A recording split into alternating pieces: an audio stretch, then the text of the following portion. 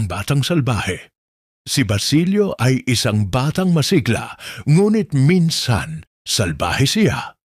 Gusto niya laging magbiro, kahit alam niyang may nasasaktan. Isang araw sa kanilang likod-bahay, nakita niya ang kalaro niyang si Maya na naglalaro ng kanyang paboritong manika. Hehe, bulong ni Basilio. Dali-dali siyang tumalon at kinuha ang manika. Sa kanya ito itinago sa ilalim ng isang balde.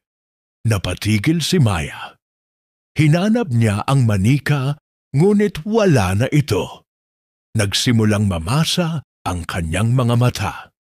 Sino ang kumuha sa kanya? Tanong niya. Nakita ni Lola Paz ang nangyari. Hindi siya sumigaw o nagalit.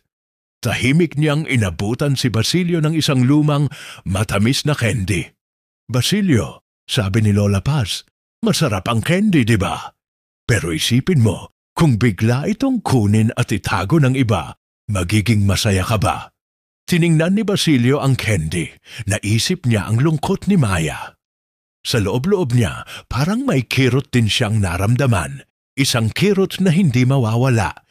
Hindi na masaya ang laro. Hindi na masarap ang candy.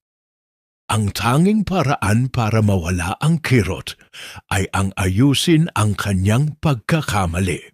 Lumapit siya kay Maya at pinigay ang manika. Patawad, Maya. Hindi ako naging mabait, sabi niya. Napuno ng ngiti ang mukha ni Maya. Ang saya ni Maya ay parang isang ilaw na nagpalayas sa kirot sa puso ni Basilio. Mula noon, natuto siyang ang pinakamasarap na pakiramdam ay ang maging mabait.